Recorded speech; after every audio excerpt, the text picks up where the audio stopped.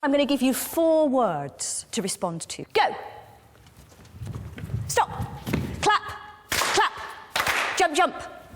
What we're going to do is to start off with some warm-up work, which gives us some hooks into the kind of world that we are entering into.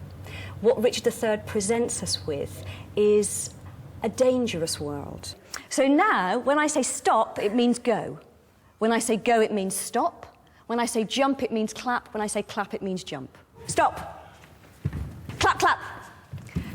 Jump, clap, go. Stop. When I've begun to reverse the words, how did it feel? Quite tense. Yeah, you feel very tense. Because I've changed the rules of things so much, you're in this sense of, I don't know what to do next. And we kind of have a natural disposition, don't we, where we want to please. Because I've set myself up as the leader in this game, haven't I? So I've got the authority, and therefore I've got the right to change the rules. How much more right has a king got to change the rules? And that makes your position even more vulnerable when you've got a king like Richard III, who has the power to completely alter your reality. Imagine if we'd played that for, say, half an hour. How would you have begun to feel about me? Would have hated you. It's fine, I'm not taking it personally, but that's the reality. In our rehearsals for Richard III, we've looked very much at this is how the people in that court feel.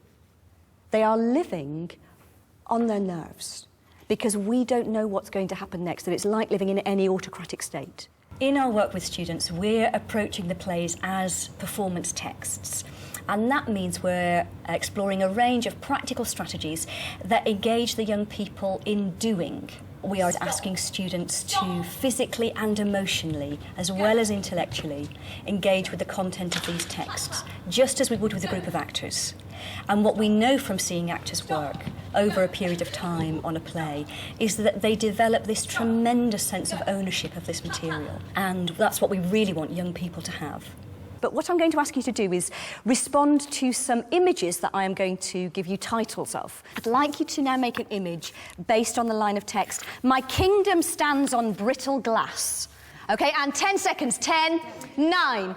In deciding which lines of text to use that we're then going to ask students to create images from, it's very useful if those lines of text are thematically linked to the journey that we're taking the students on. 2, 1, and freeze.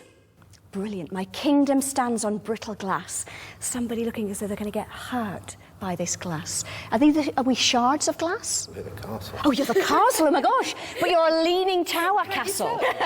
Poor foundations, very good. So we've got this tyrannous regime, this tyrannous leader, who is changing the rules of our country, who's making us all feel as though we can't trust each other. But he is saying his kingdom stands on brittle glass. What does that suggest about how he's feeling? So what we're beginning to do, I suppose, is set some depth charges for students so that when they come to the text, they're coming to it with a sense of, OK, I understand the world in which these words are being said. So what does doing something like that do for our students? An image, the language, it puts the language on its feet and in front of you so you can see it. Yeah, it makes it very accessible for students doing it like this. Shakespeare, of course, is a master of metaphor. And yet when we actually embody the richness of the metaphor physically, it becomes much clearer to the students, the genius of the language, actually. Obviously, we have to remember quotes, and it's very useful for us to do that. What does this kind of work do? It makes you drag the key word out, doesn't it? So which of those words do we need to try to make? Yeah. Which is the important word in there? I think that's a really good point. Which words tell the story of the line? We know that here it's the brittleness of the glass and the danger of that we're pointing up in that line. What structure are we putting in this exercise that makes it very achievable for students? So it isn't like scary, go off into a group and make something. What are the boundaries that we're putting in place? It's teacher-led as well. It's teacher-led. It's controlled. Yeah. It's also the parameter that I've put on it, that I'm giving you a time limit. Yeah. I'm not saying, away you go with that line of text. And just that time pressure means you get students cooperating in a way that they wouldn't if you'd given them 15 minutes to do that and think about it and talk, because then you have room for arguments to come out of it. So it's that time pressure that is really, really key to the success of this exercise. And we're going to look at Act 4, Scene 2. It's the scene just after Richard has been crowned as Richard III, King of England. How's Buckingham feeling, do you think? How's he feeling? Pretty smug. Absolutely smug. Job done, satisfaction, looking forward to getting my reward. I'm going to light some candles, and I'm going to be in role as Richard the King. And you are all going to be in role as Buckingham, his right-hand man. And any of you can talk to me at any time. Buckingham. My Lord of Buckingham. Here we are. This is it. King of England. Suits you, my liege. Thank you, Buckingham. Do you think so? Yes. Everything we have worked for, you and I. We, yes, exactly. Yes, Buckingham, of course. I could not have come this high without your aid and your assistance. I have one last thing to ask you. I wonder if you can guess what it may be. Do you have some letters that need opening, my lord? I have no time for your dull wits. Young Edward lives, and his brother, in the tower. Do I need to make it more clear for you? But they're only children. They will be men one day. Well, maybe when they're men, should they pose a threat, then perhaps we could look to dispatch them. They're no threat now. They are a threat. Chop chop, Buckingham! What is your answer? We'll do as you wish. Will you? Of course. In everything but this. Now, I can see that you are of two minds about this, so you may have a short while to think, to see whether I can trust you.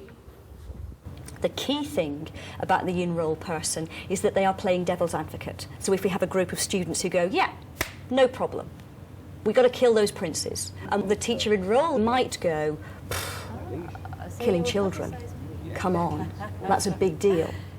Or if they're getting resistance from the Buckinghams, as we get in the scene, then they're playing, come on, Buckingham, where are you? Where's your loyalty? It's kids. We've killed before. Whatever they're presented with, they play the opposite of, in order to push the class to think about that character dilemma in that moment. What do you feel about that exercise? Well, because it was teacher-led, if, you know, one of the students said something that was quite obscure and not towards a text, then you could have turned it around and led it into the actual text. I think that's really good. important. I think that the role can be used to both embrace all of the things that the pupils come up with, but also guide and steer, I suppose, through the narrative of any scene or story. Yeah. Okay. Yeah. Anything else? This situation did encourage deeper thinking for the story, for what might happen. And that depth comes, I think, from standing in the shoes of the characters, actually putting yourself in the situation of a scene and finding out what is at stake by playing it. Well, it's just nice when I said something and then Phil contradicted it, but you were able to take that as the uncertainty of a yeah, I think that's really important, because of course kids are much less polite than you are. Yeah. They'll jump in going, you can't do that, you're a murderer! You know, they'll be much more animated than we are, given the right amount of information at the beginning of the scene. I know some people can feel very nervous about the in-role approach, because I think there's a feeling of it being acting. And teachers have often expressed the feeling that if they don't feel they're very good actors, then they can't do in-role. And I think that's really not my view of in-role. I used to be very nervous about doing in-role work when I used to work full-time in schools. And what I began to do was just talk as if I was as myself, but with a different set of circumstances. And then it's really easy, because all I'm doing is modelling a situation. I'm modelling a conversation that we are going to have, and I'm inviting you to be engaged in that conversation. And if we were then to go and move into really looking at the scene in detail, what difference will it make? It's familiar. The text will be familiar. and maybe encourage expression, really feel the part. We always work with an edited scene first of all before we engage the students with the whole text, so that when they get the whole text, it doesn't come as such a shock to them. They've got something to root their understanding of it in. There can be a fear among students and among actors of having big, long pieces of text to read. So the way we can get around that is just by taking bite-sized chunks, reading punctuation mark to punctuation mark. Cousin of Buckingham. My gracious sovereign. Give me thy hand. Thus high. By thy advice and thy assistance. Is King Richard seated? And we'd stop at various points and talk about what's going on. Who is King Richard, first of all, saying stand all apart to? Lots of other people. Yes, so there was a very public scene, and now he wants to have a private moment with Buckingham. What Shakespeare also does is he writes in his words that the characters say stage directions, so that other characters know what to do. So can anybody find an example of that? Give me thy hand. So all the time, as actors, what we're doing is we're looking for the clues in the text about what Shakespeare is telling us should be happening. We often do our introduction to scene where students are back to back. Why do you think we do that? Makes you concentrate on what... Makes you concentrate on the words you're saying, and I suppose it also gets rid of our self-consciousness of having to act in any way in front of somebody else. Stand all apart. Stand all apart. Cousin of Buckingham. My gracious sovereign. Give me thy hand. Give me thy hand. And I'm going to stop you there. Obviously, you would be carrying on with your students, but what we're doing is just getting them to taste the words in their mouths. And as we've said, some of these words will be familiar to them, and we've already rooted our understanding by reading it punctuation mark to punctuation mark. Now what we're going to do is to read the scene again, but whisper the scene through now. Off you go. Stand all apart.